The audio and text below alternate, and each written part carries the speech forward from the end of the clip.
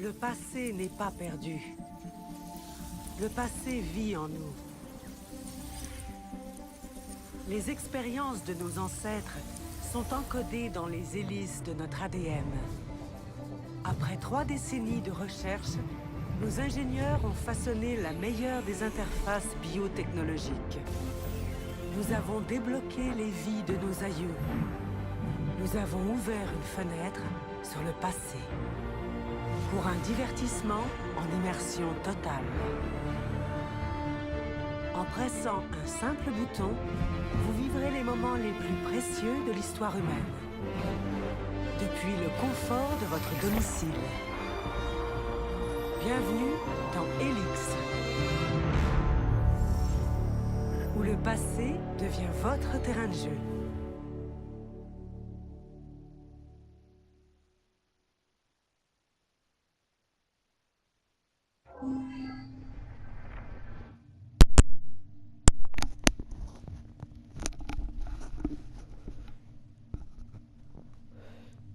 Eh bien, salut à tous, c'est Nomis36 et aujourd'hui on se retrouve, vous l'aurez compris, sur Assassin's Creed Unity.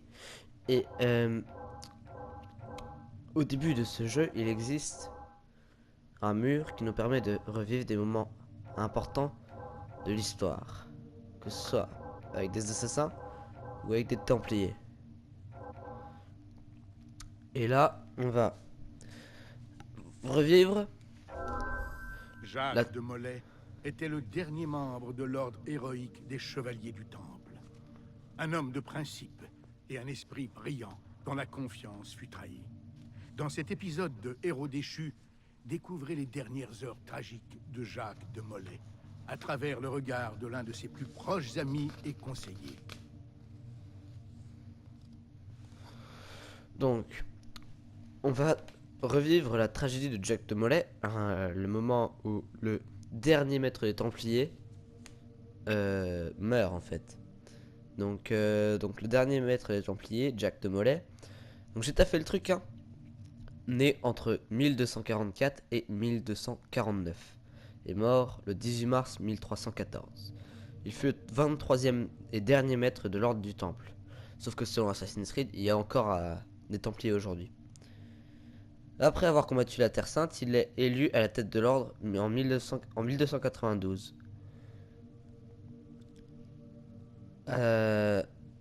Voilà. C'est dans cette... Alors, il échoue. Et il échoue dans une tâche en 1307. Et il est arrêté à Paris sur l'ordre de Philippe le Bel, qui accuse les Templiers d'hérésie et de pratiques obscènes. Après quelques hésitations, le pape Clément V et les autres souverains chrétiens ne le soutiennent pas. À la suite d'un procès peu équitable, Jacques de Molay est exécuté en mars 1314 sur un bûcher dressé sur l'île aux Juifs à Paris. Donc voilà, après ça a inspiré des légendes. On va lancer ça. Donc je compte pas faire de let's play sur Assassin's Creed Unity, seulement cette histoire où je vais vous montrer toutes les histoires. C'est une série qui va s'appeler Un petit peu d'histoire. Donc où je vous montrerai la séquence et où je vous raconterai une petite anecdote historique que j'aurais été chercher sur internet. Et donc je vous fais pas vois pas l'utilité de faire un let's play sur Unity parce que mon pote Erep en fait un. Et que voilà, j'en ai pas besoin. Par contre, la séquence du début là, je l'ai fait avec Erep et il a pas filmé ça. Mais par contre ça je l'ai fait avec Erep. Donc du coup vous étonnez pas si je suis pas surpris au moment surprenant. Un ami du temple. Floirac, le message du conseil était formel. Tu n'es pas le bienvenu ici. Je dois parler au grand maître. Il est en séance, avec les autres. Une autre fois, peut-être. Le roi Philippe désapprouve. Hop, désolé. Va au diable.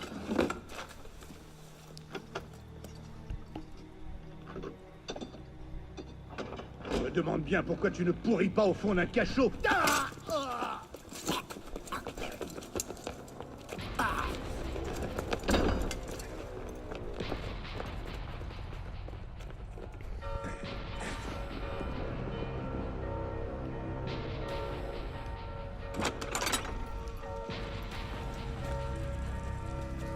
Nous avons été trahis.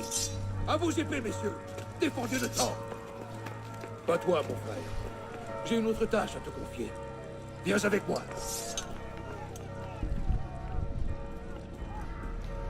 Voilà, donc on Le est roi Philippe a dans des décors qui ressemblent un peu à ceux d'Assassin's Creed 1. Même si c'est pas Assassin's Creed 1, c'est bien, ça se passe bien après. Ça fait des décennies que les Khans mongols ont sapé leur pouvoir. Voilà, des décennies. Bien avant Masyaf. Leurs illusions anarchiques sont aussi virulentes que la peste. Et encore plus tenaces. Et donc les assassins, oui, c'est bien après Altaïr, ou Nous c'est ne Altaïr, finirons pas ce soir. Mais si tu te il hâtes, est mort juste notre avant ordre que peut être les, sauvé. Que dois-je faire? la guerre Prends-toi contre la les fille. Mongols. Prends l'épée et le livre. Cache-les. Ils ne doivent pas tomber entre les mains des assassins. Grand maître, je Va! Allez, go!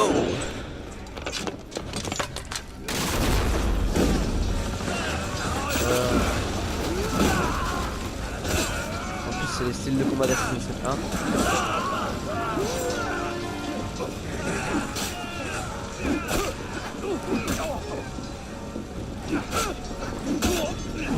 Ah, j'aime trop son style de combat à lui.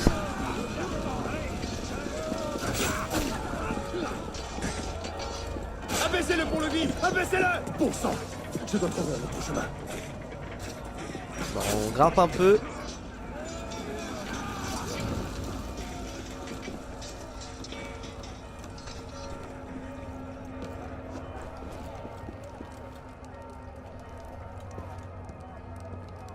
Bon, fallait pas sortir. Ah si, peut-être. Ouais, voilà. Oh, ça me rappelle Assassin's Creed 1, tout ça.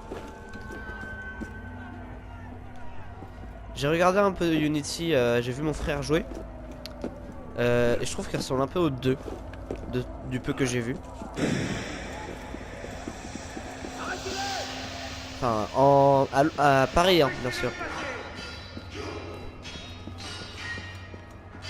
Il fallait bien descendre. Donc là, on joue sur Helix, qui serait la version publique de l'Animus. Ils sont entrés dans la tour. Ah. Ils sont pris. Assassin.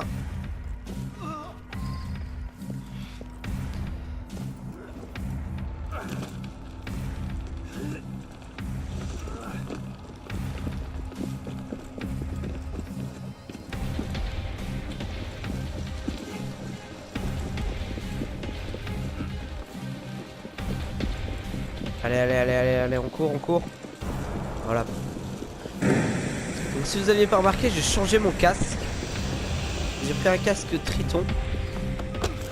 Donc avec un meilleur micro normalement et puis un meilleur son pour moi. Voilà, on l'arrache. Oh, aussi. Il a esquivé. Par contre, nous on lui met cher. Voilà. Oula. C'était quoi ça?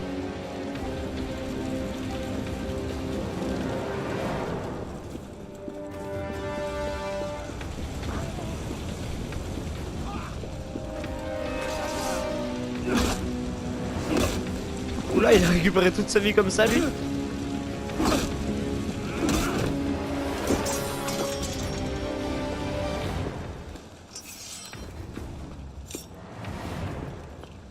And boom! Bitch, get out of the way!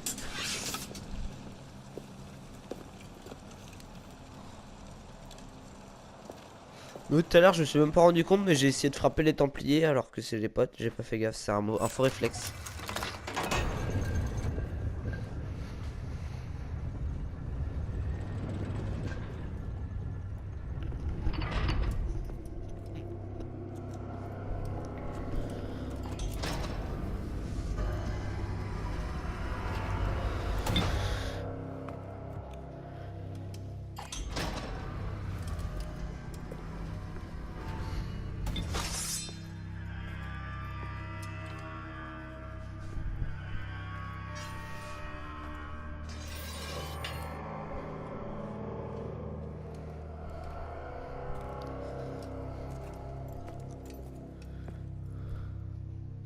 Donc tout ça c'est réellement passé, hein. C'est un événement de l'histoire. Enfin pas tout, l'histoire de l'épée d'Éden et tout, je sais pas.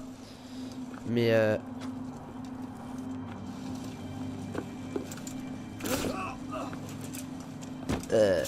Mais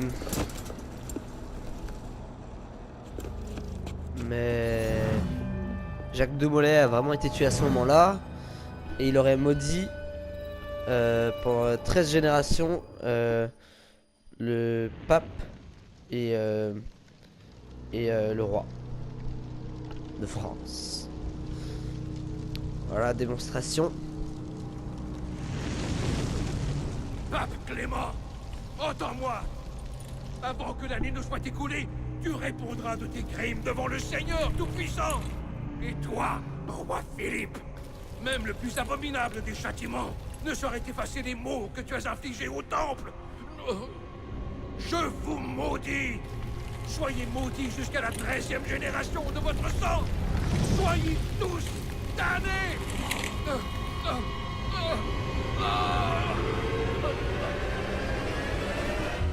Ainsi prit fin l'ère de la sagesse, consumée par les flammes de la faim et de la colère. Les chevaliers du Temple, les fiers gardiens ancestraux de la paix, de l'ordre et de la sagesse, venaient tous de s'éteindre. Ouais, on va lancer un mouchard. Au moindre signe d'Abstergo, sors-moi de là. C'est bon. J'ai un visuel. Eh, salut. Tu dois trouver ça déstabilisant, alors écoute bien. Je m'appelle Bishop. Bon, c'est pas mon vrai nom, mais t'as pas besoin d'en savoir plus. Écoute bien ce que je vais te dire. Abstergo se sert de toi. Il pirate tes neurones dans le but de fouiller des mémoires génétiques. Cette organisation a déjà pris le contrôle d'un grand nombre de sociétés, des gouvernements, des médias et des ONG. Mais maintenant, ils ont décidé de s'approprier l'histoire. C'est vraiment flippant, je sais. Mais notre mission est de les arrêter, et on a besoin de ton aide. Deacon, charge la séquence génétique AD16, B13, I87. Je te prépare ça. La semaine dernière, on a piraté une banque de mémoire non séquencée sur les serveurs Helix d'Abstergo. Pour le moment, on aimerait te faire explorer une partie de la vie de l'argent, que tu comprennes un peu mieux le combat qu'on mène. Après ça, tu pourras choisir pour quel camp tu veux te battre. C'est à toi de voir.